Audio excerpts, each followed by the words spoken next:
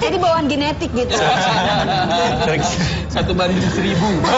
Itu bukan gara-gara nontonin Donald Bebek dari kecil akhirnya niru-niru gitu suaranya enggak? Enggak. Emang tapi suka Donald Bebek, cuman nggak pernah mimpi untuk niru dan ngisi suaranya gitu, enggak pernah. Tapi awalnya lihat Donald Bebek juga dong. Iya nonton Bebek emang suka. Nonton terus ngikutin gitu. Iya ngikutin, tapi tahu-tahu bisa aja begitu. Tahu-tahu bisa. Suka kayak gini, suara kayak gitu. Berarti Anda nih reinkarnasi Donald Bebek.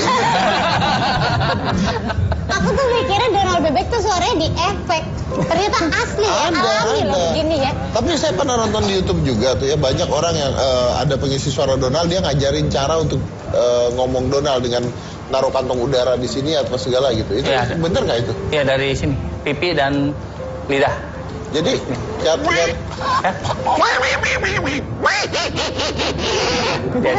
jadi bukan dari tenggorokan.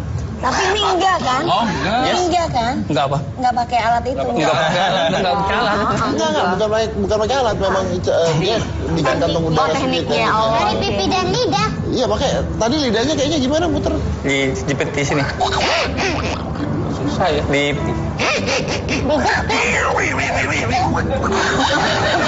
Tapi Mas Didi kalau mau bisa gampang Mas Didi. Tiap pagi makan dedak pakai macun. Pasti bisa. Jadi itu jadi Donald Bebek Berarti masa kecil Anda nggak bahagia. Simpanan dedak ya. Tapi pekerjaan Mas Rizky ini aslinya adalah seorang jurnalis ya? Saya jurnalis. Seorang jurnalis. Jadi ini apa? Ini iseng atau apa sebenarnya? Sambilan. Ya sambilan juga. Tapi emang dari dulu saya kan mulai dubbing dari tahun 93. Jadi saya belum kerja, masih kuliah juga udah dubbing Donald Bebek. Waktu itu masih di Sanggar Prativi sama dengan Ibu Nur. Itu kemudian Sanggar Prativi sudah bubar, diambil alih oleh MC Pro. Oke. Nah ini capek nggak kalau suara seperti itu? Biasa sih, lumayan lah. Dia capeknya di power aja. Tergantung umur lah. Ya? Punya anak? Sudah. Anak suka suruh bapaknya suara. Biar nanti kalau papanya udah nggak bisa, anaknya yang ganti Coba. gitu ya. Lagi coba sih, tapi belum bisa. Jadi mulai dikasih tutup. Tapi saya pernah anaknya suka nyuruh nggak? Papa suara Donald dong gitu, suka nggak? Kadang-kadang. Oke. Saya mau tahu ini kalau pengisi suara seperti Doraemon dan sebagainya nih, coba kalau Doraemon itu suara dikirim ke Jepang dulu nggak? Iya. Kirim ke Jepang Kita dulu. semua ya. Berarti kalau Donald Bebek dikirim ke Disney dulu? Iya, Disney Amerika. Dulu castingnya begitu kan. Wah. Jadi waktu Semua juga gitu. Kalau film Disney semua pasti ke. Jadi mereka menentukan, iya atau tidaknya mereka tentukan. Wow. Keren ya. Gak gampang berarti ya. Berarti Mas Rizky ini bisa juga ngisi suara Donald Bebek yang di Disney-nya langsung nih lama-lama. Iya, tapi baru suaranya doang. Kita lagi nunggu undangan sih. Kan jayannya sudah. Tapi mau tahu nih apa namanya, kalau Mas Rizky kan seorang jurnalis. Kalau yang lain ini pekerjaan aslinya apa, atau memang dubber itu sebagai sebuah pekerjaan yang utamanya gitu? Awalnya aku karena sama kayak Mas Rizky sambil kuliah gitu kan. Tapi kemudian kesini ya aku dapat kesempatan, tapi nggak jauh berbeda dari voice juga. Jadi aku salah satu voice over di stasiun TV untuk news, tapi untuk tetap sport. Berhubungan dengan voice. Yang lain semua begitu juga. Kalau aku nulis juga, kemudian suka bikin film pendek gitu aja. Oke. Tapi semuanya pasti berhubungan dengan hal seperti itu ya. Oke, baik. Kita penasaran nih. Tadi kan kita sudah mendengarkan live dubbing dari Doraemon. Sekarang kalau dari Donald Bebek seperti sendirian loh ya, sendirian. Cilaka. Kita coba ya. Oke, silakan kita putarkan filmnya, terus kita dengarkan bagaimana dubbingnya Donald Bebek live. Oh, iya. Sudah siap? Oh iya. Siap ya. Sekarang masak buah-buah dulu ya, sama pohon. Sudah siap onya-onyanya. 1, 2, 3, au. Ada pohon besar. Soalnya awas ya. Ada apa kau di sini? Kita. Ayo, lari. Awas ya. Allah. Ayo. Awas. Kamu kebanyakan. Masakan kau. Bantuin. Naluri, nggak bisa naluri insting kosong. Kayaknya jadi Giant merangkap Chip and Dale ya. Aduh. Terus kayaknya ribet banget hidupnya. Kayak capek banget, capek gak sih mas? Lumayan.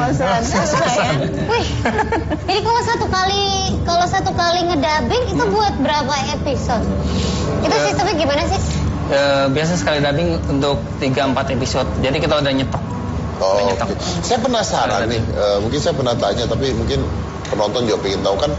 Pasti banyak nih orang-orang lihat atau adik-adik yang lihat, wah jadi dubber tuh seperti ini. Tapi terserah ya, bisa dijawab, bisa nggak juga. Tapi berapa sih penghasilan seorang dubber itu sebenarnya? Nggak bisa dijawab. Cukuplah buat beli apartemen. Enggak, Brosurnya pertanyaannya side job jadi dubber atau jadi jurnalis? Pertanyaannya. Pertanyaannya saya rubah gitu ya. Penghasilan Anda sebagai dubber, apakah lebih besar atau lebih kecil dibandingkan sebagai seorang jurnalis? Jujur. Ini kan nggak perlu nyebut harga, tapi bisa jawab. Makan Batman. Gimana mas? Ya, kalau sebagai jurnalis itu kan penghasilan tetap. Ah, Besarnya lumayan. ah. Kalau sebagai dubber besar tapi kan tidak tetap. Jadi besaran mana? Kalau kumulatif ya, Oh. di kumulatif ya besaran dubber. Besaran dubber. Iya, tapi kan itu nggak tetap. Tapi nggak tetap. Tapi cukup nggak? Kenapa harus jadi jurnalis? Ya, karena saya cinta jurnalis. Oh. Saya cinta Oh jurnalis. dia ini bilangnya sih jadi dubber nggak tetep, tapi dari tahun 93. Lebih lama jurnalis, lebih lama dubber ya pada jurnalis. Tapi karena karakter itu kali, Om, jadi karakter yang memang mewajibkan harus dia. Iya ya, mungkin karena karakter suaranya juga harus belajar lagi orang lebih sulit ya. Oke. Jadi nilai negonya tinggi. Saya mau tanya nih, jurnalis di bagian apa ya? Anda tuh apa, kameramen bukan? Ya, saya kameramen di news Kameramen? News? di berita ya. Oh. Wah. Berita. Berarti kalau kameramen kan berarti ada yang di keker ya. Suka gitu. Iya, ngatur orang biasanya. Ini Ngatur sekarang saya orang. diaturin malah. Tapi Anda kalau lagi, nggak tahu ya buat yang lain juga, kalau nonton filmnya sendiri suka aneh nggak sih ngeliat sendiri itu? Aneh. Ada banyak ya suara kayak gitu ya. Aneh kan pasti kan, maksudnya ngerasa ya, kok saya bisa kayak gini itu. Iya. Tapi kalau aku sih justru nonton karena maksudnya biasa kalau awal-awal tuh mau tahu lip sync nggak nih gitu kan, cuman itu. Tapi kemudian kesininya aku nikmatin film itu. Doraemon tuh syarat karena bareng sama anak-anak aku kan gitu.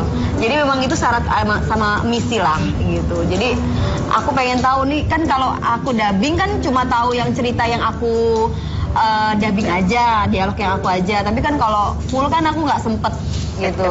Jadi aku suka penasaran. Kemarin nih ngisi ini ceritanya kayak apa sih gitu, jalan ceritanya kayak apa gitu. Koreksi lah. Sekalian Kalau koreksi. saya sendiri itu bangga. Bangga. Karena Lu sendiri apa berdua? artinya dulu nggak pernah nyangka akan jadi seorang giant gitu loh.